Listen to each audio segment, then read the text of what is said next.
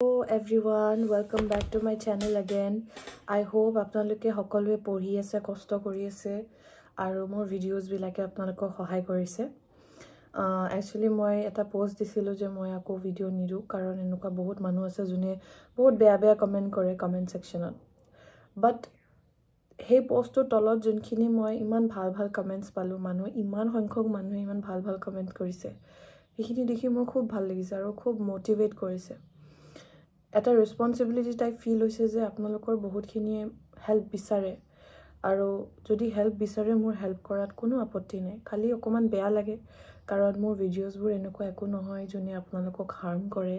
বা এনেকুৱা একো দিয়া নাই মই যোনটোৱে কাবাৰ ইমোশনস হাৰ্ট কৰে। It is a pure like it is I am not seeking for any kind of likes or views. If you see, I have never মই কেতিয়াও কোৱা নাই যে আপোনালোকে লাইক কৰক শেয়াৰ কৰক, মই কেতিয়াও এবাৰ কোৱা নাই। It's just I'm just sharing you my experiences. That's it. আপোনালোকৰ যদি সহায় হৈছে তো মোৰ খুব ভাল আৰু যদি নাই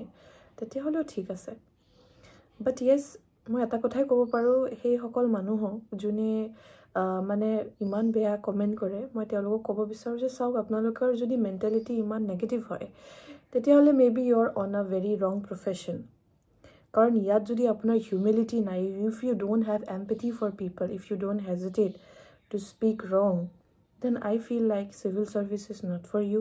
You should opt for something else. কাৰণ আপুনি যদি মানুহক ইমান বেয়াকে কোৱাত হেজিটেট নকৰে তেতিয়াহলে আমি কি মানুহৰ কাৰণে ভাল কৰিম? আমাৰ কি হয় কাম? আমি will be working for the people. We will be civil servant. So this kind of attitude and this kind of mindset is not only bad for you but for the people আপুনি যাৰ কাৰণে কাম কৰিব। যিয়ে নহওক আজি যোনটো মোৰ ভিডিও হয় হেতু হল ৰিভিজন স্ট্ৰেটেজিৰ ওপৰত, যোনটো ম্যাক্সিমাম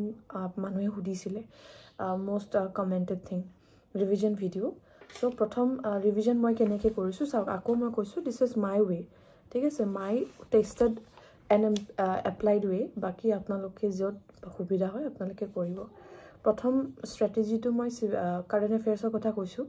আগতেও কৈছো, বাৰে কৈছো যে কাৰেন্ট এফেয়াৰ্সটো মই সত্যজিৎ ছাৰৰ পঢ়িছো। অকল ভিডিওটো চাই থৈ নিদিব, হেতু ময়ো কৰিছিলো আৰম্ভণিত, বাট হেতু একো কাম নিদিয়ে, মনত নাথাকে। সো যদি পাৰাপক্ষত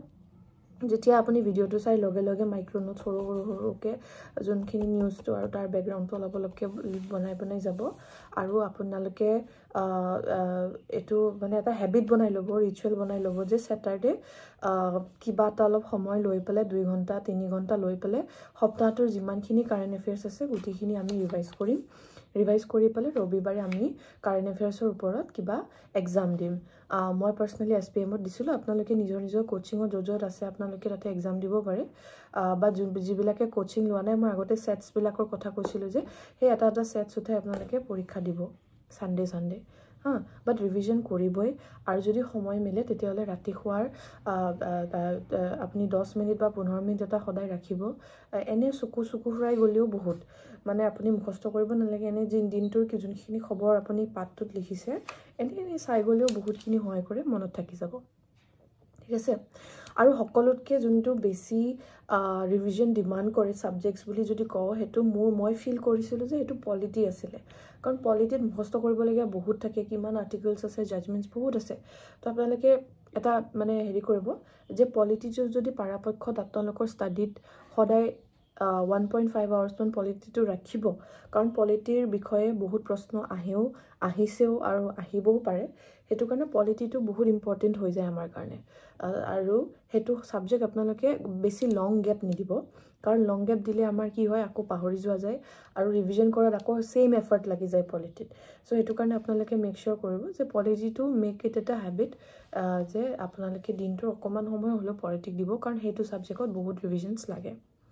তাৰপিছত বাকিবোৰ সাবজেক্টছৰ যদি কথা কওঁ, এনভাইৰনমেন্টটো পঢ়িব পাৰে। এনভাইৰনমেন্টৰ আমাৰ বেস এটা সদায় থাকে, কাৰণ আমি সৰুৰ পৰা যিকোনো সাবজেক্টছে যিকোনো ডিপাৰ্টমেন্টতে যাও এনভাইৰনমেন্টটো হোৱাই থাকে, অলপ চলপ আমাৰ এটা আইডিয়া থাকে। এনভাইৰনমেন্টটো মই নকওঁ যে সদায় ৰিভাইজ কৰক, নালাগে। আপোনালোকে যদি এবাৰ যদি গুটেখিনি কভাৰ কৰিছে syllabus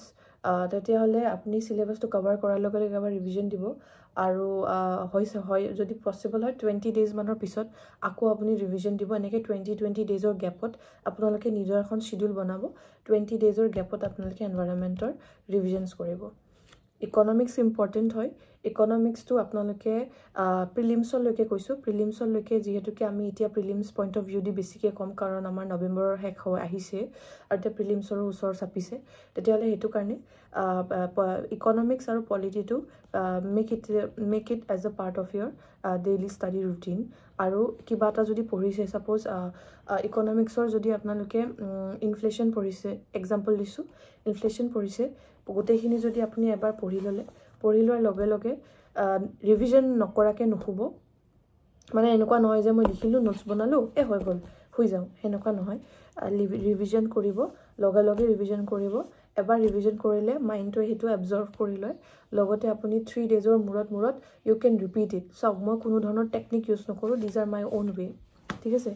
so' but polity should be every day polity is very important both for mains and prelims this is a subject which is very important so keep that every day economics apnaloke 3 dinor repetition koribo pare 3 days or repetition ji pore you can repeat after 3 days tarpot ahil geography also is something you have to be apnaloke memorize koribo laibo আৰু এটা জিঅ'গ্ৰাফিৰ important thing maps ৰাতিপুৱাৰ ভাগত সদায় এবাৰ চকু ফুৰাই যাব আৰু ৱৰ্ল্ড মেপখন আজিকালি ৱৰ্ল্ডৰ ওপৰতো বহুত কুৱেশ্যনছ আহে আগতে চাগে ইমান নাহিছিলে বাট ৱৰ্ল্ডখন আপুনি এৰিব নোৱাৰে ৱৰ্ল্ড মেপিংটো আপোনালোকে গুজ্জাৰ ছাৰৰ মই কৈছিলোঁ চেনেলটো তাতে ৱৰ্ল্ড মেপিং কৰি ল'ব প্ৰত্যেকটো কণ্টিনেণ্টত যদি পাৰে এখন কিতাপত কপি এখনত কণ্টিনেণ্টটো নিজৰ হাততে আঁকি পেলাই আপোনালোকে অকণমান নেমিংখিনি কৰিব ছাৰৰ ভিডিঅ'টো চাইও কৰিব পাৰে বা নৰ্মেল আপোনালোকে মেপখিনিও কৰিব পাৰে ছাৰৰ ভিডিঅ'টো চালে বেছি ইজি লাগিব সেইটো কাৰণে মই ছাৰৰ ভিডিঅ'টো চোৱাৰ কথা কৈছোঁ তাৰপিছত এটা পাতত ছাপ'জ এছিয়া কৰিলে দ্বিতীয় পাতটোত আফ্ৰিকা কৰিলে তৃতীয়টোত আপোনালোকে অষ্ট্ৰেলিয়া কৰিলে সেনেকৈ আপোনালোকে অলপ এখন পাতত আপোনালোকে সেইবোৰ ফুৰাই যাব লগতে অ'চেনছ মনত ৰাখিব চিজ মনত ৰাখিব যেনেকুৱা বেৰিং চি হওক কাস্পিয়ান চি হওক Black Sea is very important বহুত প্ৰশ্ন আহে ঠিক আছে ইম্পৰ্টেণ্ট চিজ আছে আপোনালোকে ইউটিউবত মাৰিলে পাই যাব ইম্পৰ্টেণ্ট চিজ সেইবোৰ কৰি পেলাই নিজে আঁকি নিজে ফ্ৰেম কৰিব ষ্ট্ৰেটছবোৰ চাব ইষ্টেমাছ চাব ষ্টেক চাব এইবোৰ চব চাই আপোনালোকে এবাৰ নিজৰ আখৰেদি যদি হাতেদি পাৰে তেতিয়াহ'লে সৰু ৰাফলি ইমান পাৰফেকশ্যন নালাগে আমাক এনেকৈ সৰু ডায়েগ্ৰাম এখন পাতত বনাই যাব আৰু নিমনিক্স বনাব ধুনীয়াকৈ নিমনিক্স পাব আৰু ডক্টৰ UPSC বুলি এটা চেনেল আছে তেখেতে ধুনীয়া নিমনিক্স দি পেলাই মেপিং শিকায় ডক্টৰ UPSC আপোনালোকে সেইটো চেনেলত যাব লগতে তেওঁ নিমনিক্সৰ সৈতে বনায় নিমনিক্সটো এনেকৈ ক'ব তাৰপিছত ইণ্ডিয়াৰ যদি কওঁ ৰিভাৰ্ছ এণ্ড অল যোনখিনি আছে সেইখিনিও নিমনিক্স পাই যাব আপোনালোকে ইউটিউবত এনেকৈ নিমনিক্স বুলি মাৰিব যে mnemonics to remember rivers of India এনেকৈ ক'লে বহুত ভিডিঅ'জ পাই যাব সেনেকৈ নিমনিক্স বনাই আপুনি ৰিভাৰ্ছৰ চেনেলছবোৰো পঢ়িব কাৰণ যিহেতুকে ৰিভাৰ চেনেলছবোৰ মনত ৰখা অলপ টান কাৰণ আমাৰ বহুতকেইটা ৰিভাৰ্ছ আছে আৰু এনেকৈ ভাবিব নোৱাৰোঁ যে অকল ব্ৰহ্মপুত্ৰৰ বিষয়ে আহিব যাতা আহিব পাৰে যেনেকৈ আজিকালি ডাইভাৰ্ছ হৈ গৈছে চ' সেইটো কাৰণে আপোনালোকে এনেকৈ নিমনিক্স বনাই যাব ঠিক আছে আৰু সেইবোৰ আপোনালোকে পাৰে যদি এটা নোট বনাই ল'ব অনলি ফৰ মেপিং সৰু এখন নোট বনাই ল'ব জাষ্ট ফৰ মেপিং মই দেখাই দিম পিছত মই আৰু এখন নোট আছে য'ত মই নিজে নিজৰ আখৰেদি সৰু ইমান পাৰফেকশ্যন নালাগে জাষ্ট আপোনালোকে যাতে প্ৰিলিমছত যদি কিবা এৰেঞ্জমেণ্ট আহে ইষ্ট টু ৱেষ্ট বা নৰ্থ টু চাউথ সেইখিনি এৰেঞ্জমেণ্ট যাতে কৰিব পাৰে বা কোনখন কাণ্ট্ৰিত কি ডেজাৰ্ট আছে কালাহাৰী ডেজাৰ্ট হওক এইবোৰ যি আটাকামা ডেজাৰ্ট এইবোৰ ডেজাৰ্টছবোৰ আপোনালোকে এবাৰ মেপিং কৰি যাব এলং উইথ দ্য কাণ্ট্ৰি ক'ত আছে ঠিক আছে আকৌ ইম্পৰ্টেণ্ট হ'ব আপোনাৰ ফৰেষ্টবোৰৰ কথাও আপোনালোকে তাতে মেপিং কৰি যাব ফৰেষ্টৰ ওপৰত বহুত প্ৰশ্ন আহে যেনেকুৱা ট্ৰপিকেল ফৰেষ্ট ক'ত পোৱা যায় ঠিক আছে আপোনাৰ টেম্পাৰেট গ্ৰাছলেণ্ড ক'ত পোৱা যায় এইবোৰ এনেকুৱা ধৰণৰ কুৱেশ্যনছ আপোনালোকে আহিব প্ৰায় আহে যোৱা বছৰো আহিছে তো সেইবোৰ আপোনালোকে ধুনীয়াকৈ এখন কাগজত কপিত এখন মেপিং কৰাই ল'ব আপোনালোকক যদি আৰু বেলেগ ভিডিঅ' লাগে কি মেপিং কৰিব লাগে মোক জনাব মই নেক্সট ভিডিঅ'টো সেনেকৈ কৰিম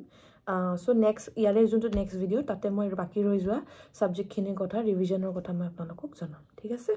বাই keep studying best of luck